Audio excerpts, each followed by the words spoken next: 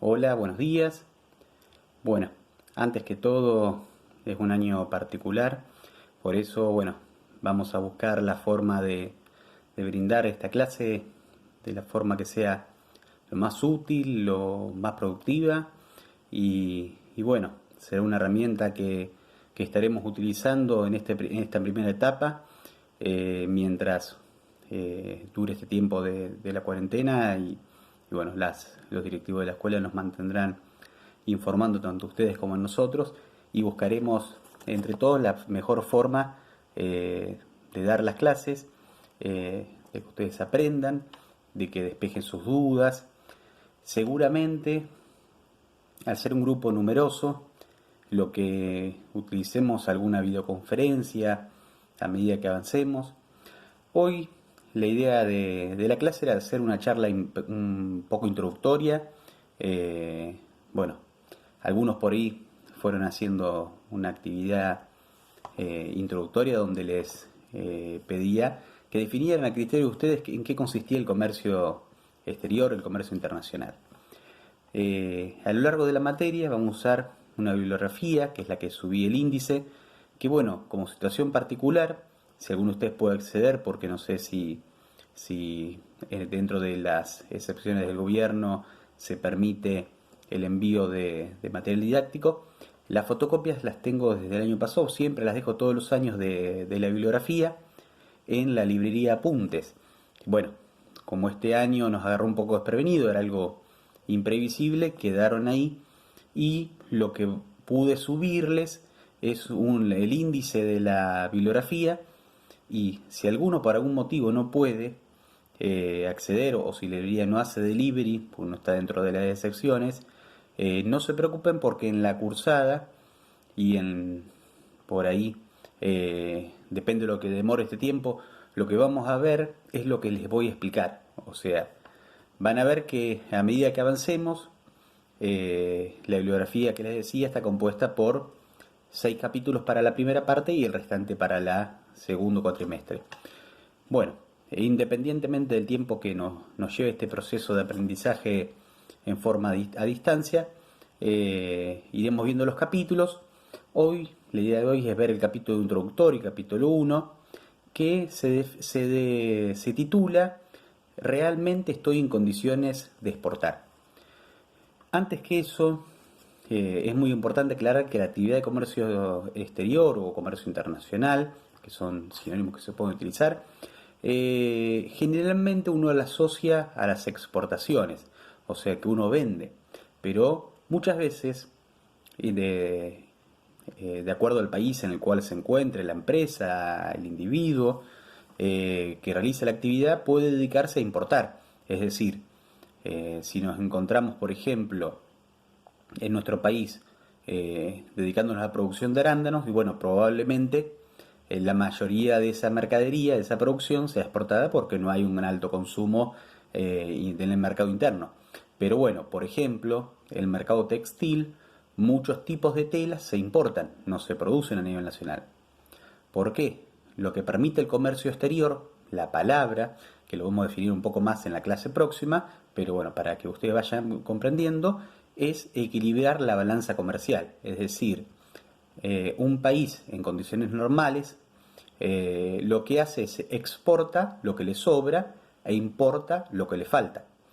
Por eso la definición que ustedes hicieron está bastante cercana a la realidad de que el comercio exterior, el comercio internacional, es la actividad que consiste en el intercambio de bienes, servicios y una palabra por ahí que a la mayoría le faltó, porque a veces uno lo piensa como un tipo de exportación-importación, que es la mano de obra.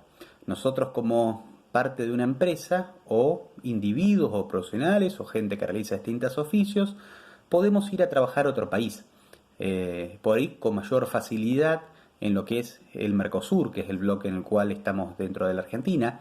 Entonces podemos, en ciertas circunstancias, como un desafío personal, como una necesidad, o bien con un propósito de querer conocer otro lugar y otra forma de trabajar, podemos irnos a alguno de los países que forma parte y podemos circular con nuestro documento, que es el documento del Mercosur.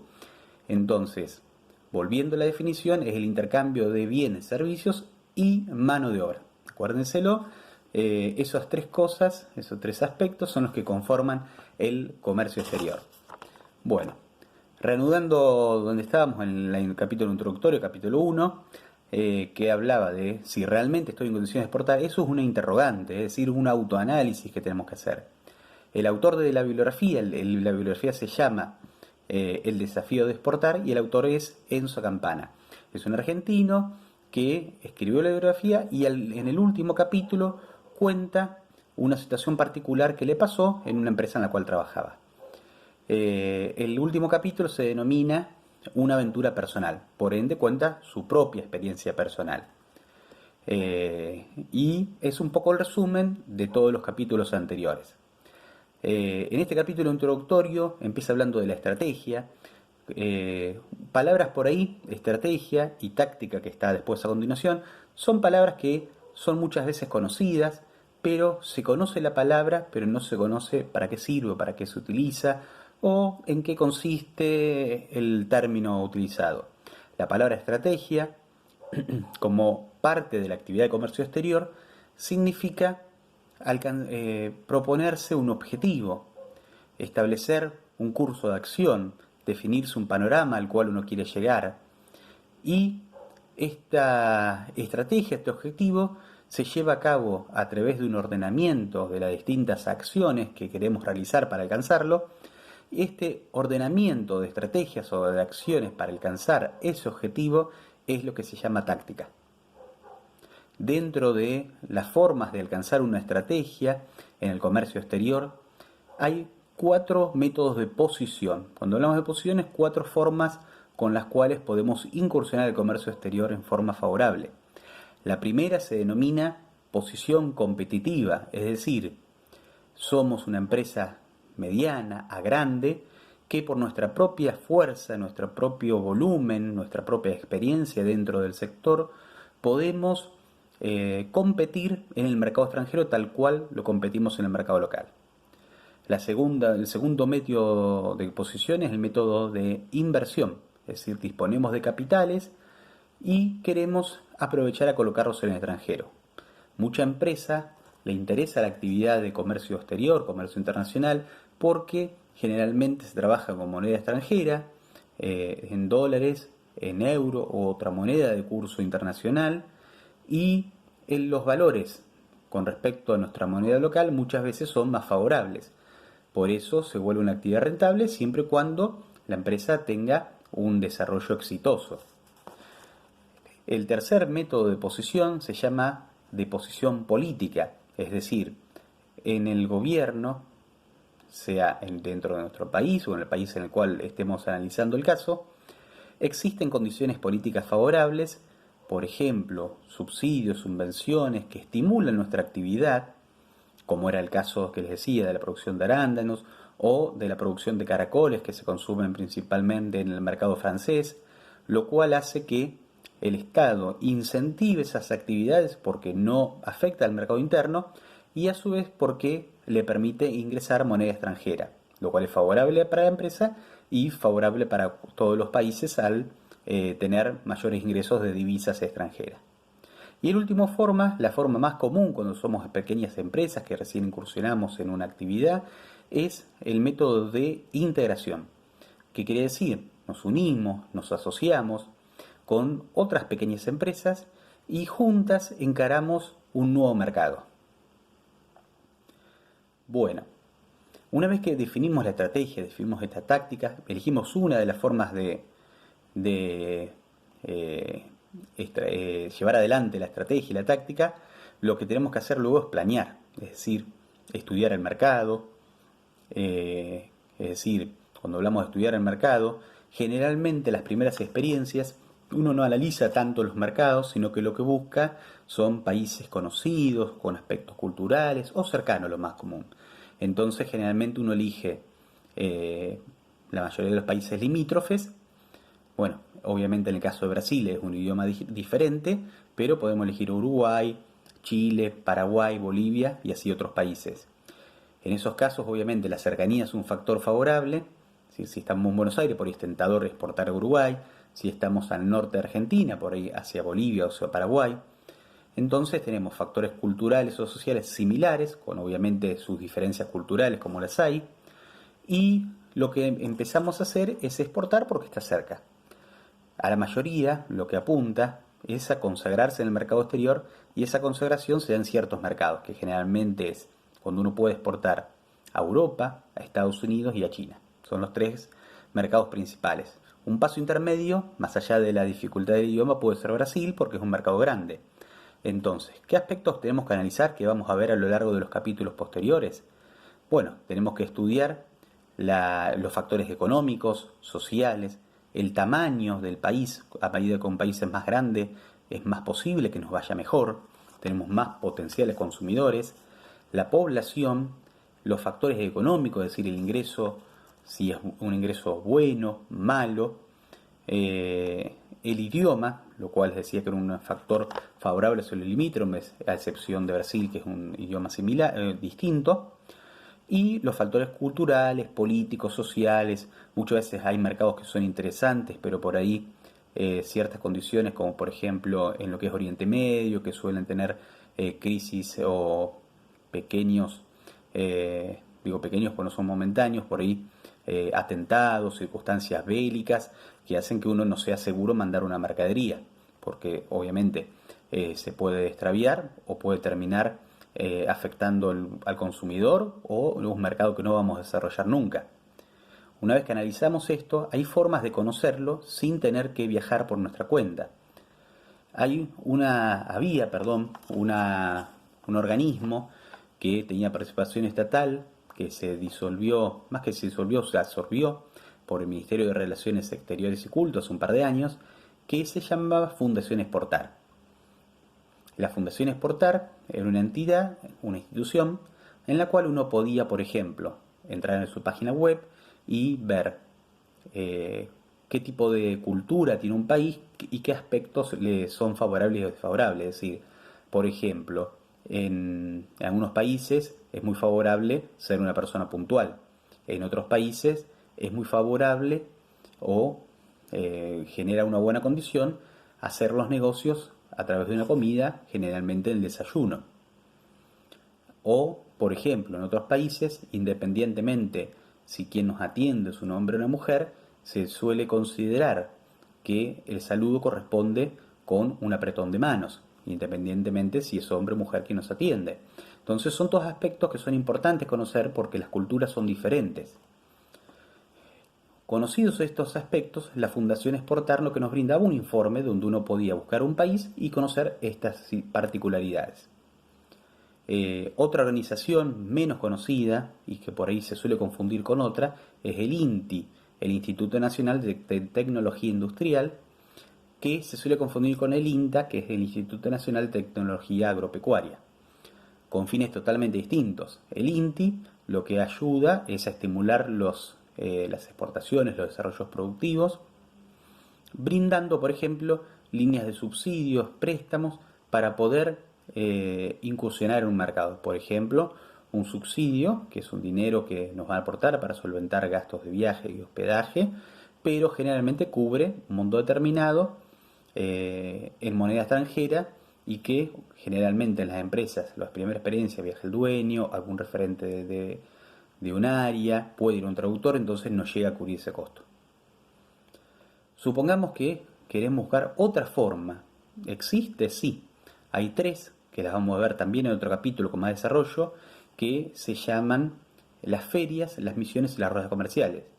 La feria, por ahí uno piensa que es un evento, ¿no?, donde suele exponerse productos para la compra y venta. ¿Hay cercanas a nuestro país? Sí. Tenemos en Argentina la Feria Internacional del Libro o el Salón Internacional del Automotor. Son exposiciones donde uno cree que es para visitar, pero el objetivo es vender o comprar. Entonces se expone una temática común a quien vende y a quien compra, y bueno, generalmente se concretan operaciones dentro de la misma. Aprovecho para dejarles como tarea, después se lo voy a pasar como actividad, para que vayan viendo un poquito que busquen distintos tipos de ferias que existan en cada país. Van a poder encontrar que todos los países tienen ferias y algunas llamativas por el tipo de productos que se ofrecen, que son propios de la cultura de cada uno. Otra forma de llegar son las ruedas. Las ruedas son reuniones de negocios entre personas interesadas en comprar y personas interesadas en vender un producto. Y la última forma es la misión comercial. La misión comercial la organiza la Cancillería de cada país y se organizan viajes donde van representantes de la Cancillería y representantes de empresas. Por ejemplo, suele haber representantes de editoriales, industrias, que viajan a otros países que como beneficio pueden cubrir parte del costo, que llevan traductores y que nos van a permitir concretar operaciones conociendo nuevos potenciales compradores.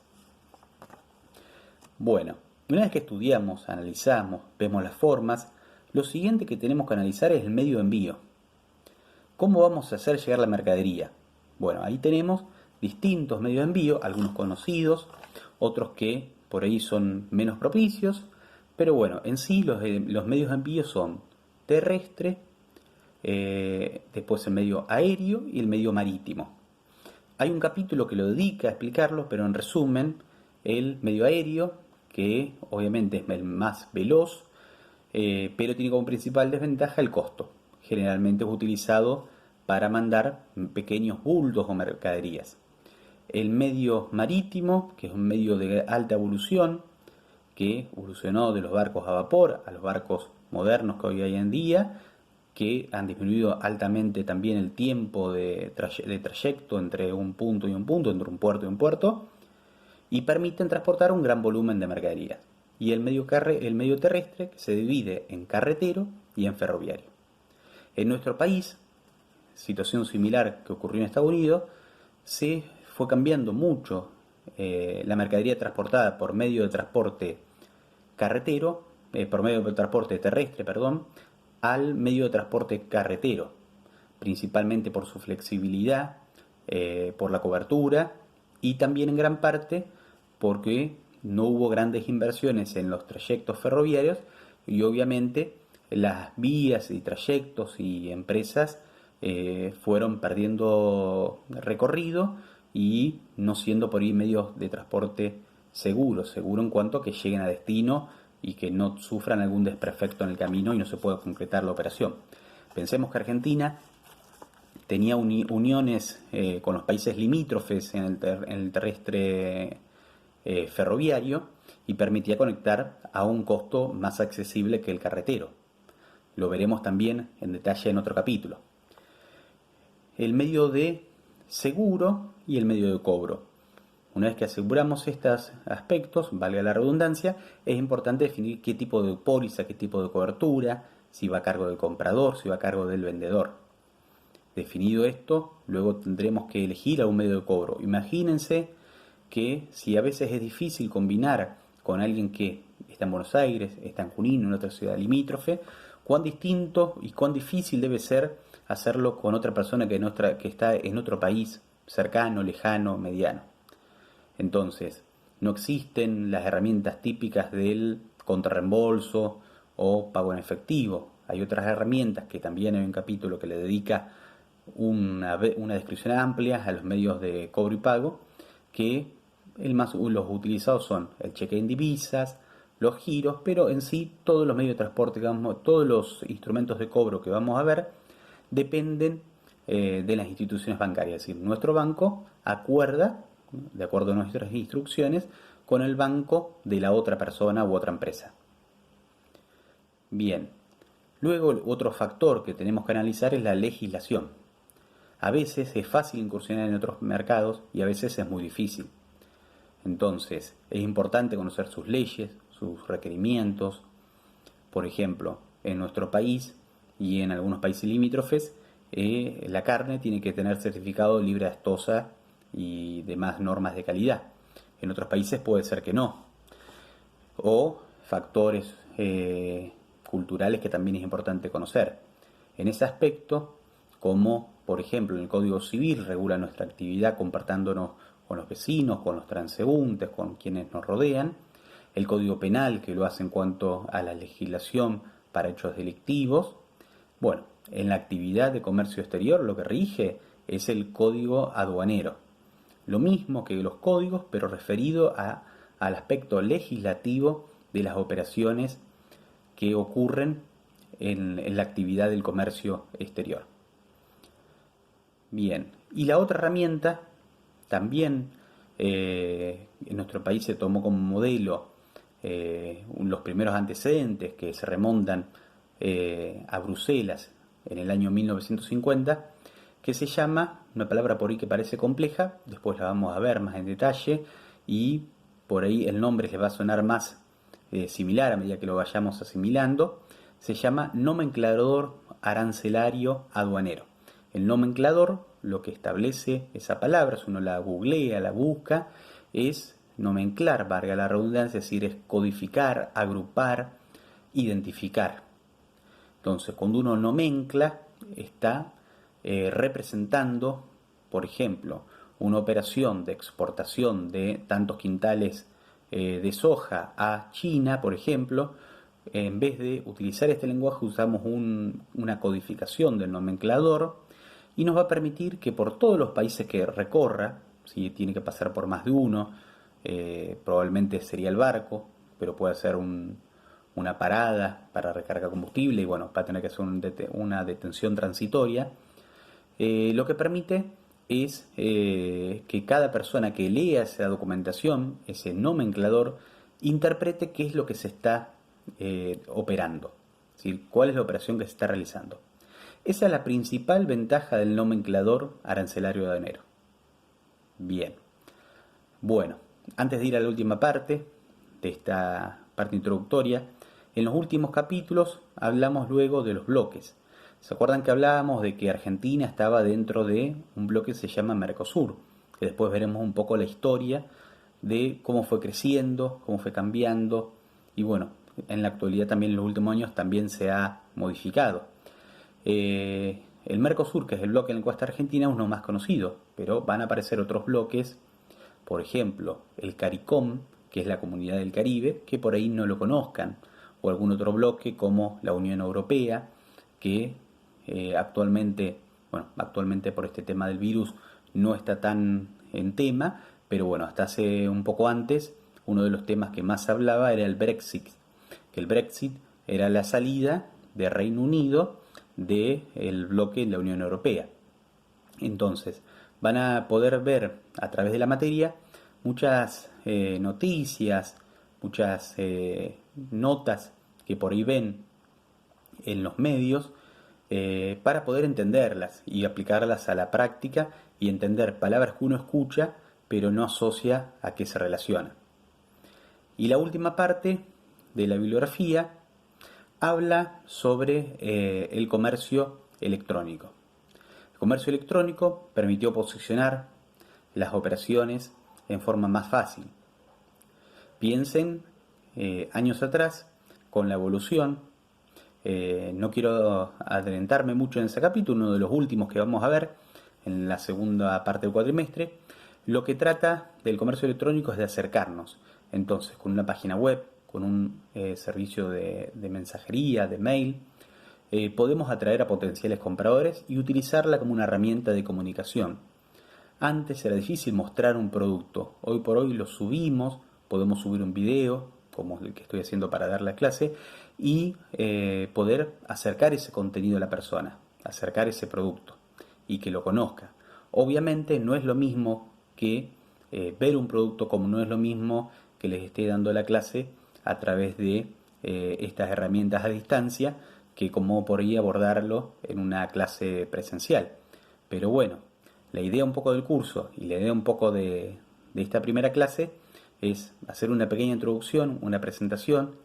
La grabé y voy a grabar algunas clases más, independientemente que podamos hacer videoconferencia. Son un grupo, bueno, hasta lo que yo tenía, creo que llevábamos 16, pero bueno, trataremos la forma de interactuar de la mejor forma y bueno, ir acercándonos y conociéndonos y despejando dudas, interrogantes. No tengo ningún problema que por WhatsApp, por mail, a través de la plataforma en la cual subimos la documentación de Classroom, hagan preguntas, consulten dudas. Y la idea de grabar la clase hoy, como les decía, es que ustedes la puedan ver, la puedan pausar y puedan ir tomando nota si no se consigue la bibliografía, donde no se preocupen porque lo mismo que dice la bibliografía es lo mismo que les voy a transmitir en cada clase. Y de dónde voy a evaluar es de lo que les transmita en clase. Si hay un contenido que está en la bibliografía y no lo dimos, es porque no lo considero trascendental dentro de la materia. ¿Mm? Así que bueno, les agradezco a todos. No quiero que el video se haga muy extenso para que lo puedan escuchar, ver y enviarme todas las preguntas que quieran. Y bueno, nos estamos manteniendo en contacto. Muchas gracias.